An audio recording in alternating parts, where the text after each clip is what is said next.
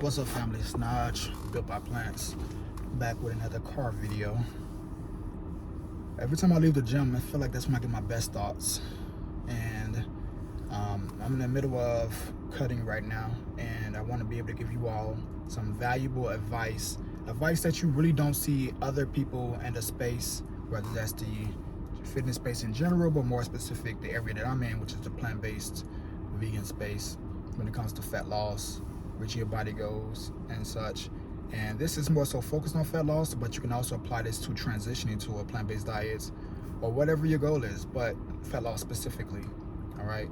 And something I think is really important when it comes to fat loss, for actually reaching your fat loss goals, is in the first place, you have to really want to do it. And don't let that just go over your head and just think like, of course you got to really want to do it. But like, seriously, you have to think like, is this something that I really want to do? Depending on how much weight and fat you have to lose, it's going to require some real sacrifice, some real changes within your habits, depending on if you're new or you are, just cutting down the last few pounds so you can get lean for the summer or whatever it is, right? But it really does require sacrifice and discipline, right? Because when it comes to being in a calorie deficit, which we all know is the only way to actually lose fat, but beyond just the theory and the concept of it, right? More specifically, what being in a calorie deficit means is that you're living your life on less energy than you would normally have if you're a little bit overweight, or if you're used to not having any restrictions when it comes to your food, right? So this can affect your mood. You know what I mean? It can affect how you operate, it can affect your energy, it can affect how you talk to other people, and it can affect what you normally do, right? There's so many different things that being in a calorie deficit can change, that you have to make a decision like, is this worth it right now for this time in my life, right? Maybe you're dealing with a lot of stress at work, or maybe, with your relationships, or whatever it may be. And being in a deficit can kind of add to that, because you don't have food as a crutch as some people like to use it, including myself from time to time. You know what I mean? When I say crutch, I mean like as a source of dealing with those emotions that we have. We tend to turn to food as something that we use to feel better about ourselves or our day. At the end of the day, we have that nice little, chips or fries or cookie or ice cream, whatever it is that you like to have, whatever your snack of choice, or whatever it may be, right? But when you're in a deficit, you don't have that luxury of having these calories and a plethora of them, right? You have to sacrifice and decide that I'm going to make a decision to limit the amount of food that I'm taking in, which requires you to, if you're doing it the right way, consume higher value foods, usually foods that have a lot more nutrients, so more vegetables, more fruit, because you can eat a lot more of that, right? And less of the foods that are processed, although you can still have them, but you don't have them in the amount that you would normally have them, right? So you have to decide, like, is this something I really want to do right now? Because being in a deficit for a day is cool. Being in a deficit for a week is much better. That'll give you some results. 2 weeks, a month, 3 months, that's what you're shooting for. And it's really hard to do that consistently when we're making decisions to overeat on the weekends, right? You can be in a deficit all week, but when the weekend comes, if you don't control those calories and you're just eating whatever you want to eat, you're not really in a deficit, right? So you're essentially spending the whole entire week being in your deficit. Maybe your normal calories are 2,500 for the week. And when I throw out these numbers, don't just go and run with them and try to use them, right? I'm just giving out ideas and examples and concepts. But let's just say your normal calories, your maintenance calories are 2,500, right, to maintain your weight. And when you're in your deficit for the Monday through Friday, you're taking in 2,200 calories, right? So you're in a 300 calorie deficit daily, which will, by the end of the week, put you in a 1,500 calorie deficit. But when the weekends come, if you overconsume or you eat back those calories that put you in a deficit, you have an extra 2 drinks when you go out, or another side of fries or whatever it may be, that puts you back at that maintenance phase, right? So you have to decide, like, can I be disciplined enough to see the results that I want, right? Because sometimes, depending on what's going on, it may not be the best time to be in a deficit. Now, when I say that, that's for people that actually can afford to not lose weight right now, because some of us are in spaces and areas where we need to lose weight for our health, right?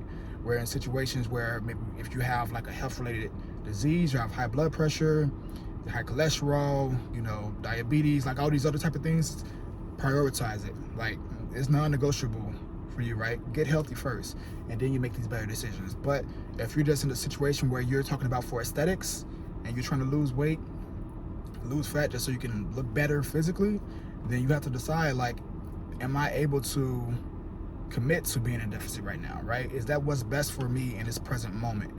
And can I stick with it? Can I really stick with it? Is this really what I want? And if it is really what you want, then make the decision to do whatever it takes to actually see that deficit through until you get the results that you want. So you start looking the way you want to look and feeling the way you want to feel based off of how your physique is changing. Because it's challenging. It's not the easiest thing in the world. Now, it can be easier when you have, the tools and the resources. You have a good plan of action. You know what foods that make you feel full. You know what foods you enjoy that you can also eat that will provide you with the nutrients and the amount of protein that you need so you can stay within your deficit and do it the right way without losing weight, without losing muscle, and focus on losing fat, right? And a training program that's supportive, that helps you continue to build more muscle while you're in your deficit, or at least maintain your muscle mass and not, regress, right? But you have to make that decision, like, is this something that I can really do, right? And if it is, after you make the decision, give it your all. Like, don't bullshit. Like, put in the energy and the attention that it takes to actually see it through and make the adjustments when you need to make the adjustments, and stick to your plan.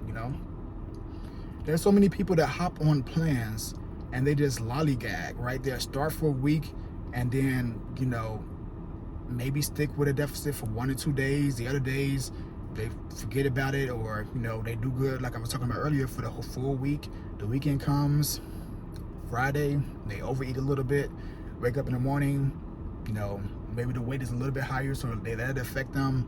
And then the day comes, look at running speeding up on me. The day comes and the next morning, and then they're feeling sad about it, right? Like, oh man, I overate my calories. Oh well, I might as well just do it again tonight. That Saturday night, they overeat the calories. For the full weekend, you overate, and then the next week come, you just not as motivated because you kind of backtracked, as opposed to just hopping back on track like you should, and not letting 1 or 2 days ruin your whole goal of reaching your ideal physique. You slide back another week, and then before you know it, you forgot that you was in a deficit and doing a diet in the first place because you let one weekend or one day ruin your progress. So, decide if this is really what you want, and make the actual decision to do what you need to do in order to reach that result, right? Raina just came up walking, so distracted me a little bit. So you have to really put forth the energy and the attention that it takes to make the decision if you really want to lose the weight in the first place, and give it everything that you have, right? And if you don't know what you're doing, get help. There's nothing wrong with asking people that have the experience, that have done what you're trying to do before, and know how to get you to that result, a lot quicker than you trying to put together a plan to just eat healthy and hope that that's going to be, your ideal outcome, right? So do what you need to do, make the decisions that you need to make in order to get the results that you want to get, but make the actual decision and decide, is this really what you want right now? And can you really stick with it?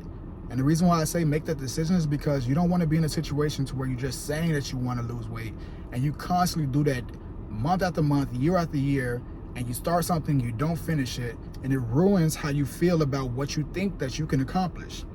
The last thing you want to do is ruin your mindset of believing in yourself and making sure that you can stick with the things that you say you're going to do, right? The last thing that you want is to lose that willpower and that belief that whatever it is I want to be able to do, you want to believe that you're a person that can do what you say you can do, or that you can do what you say you want to do, right?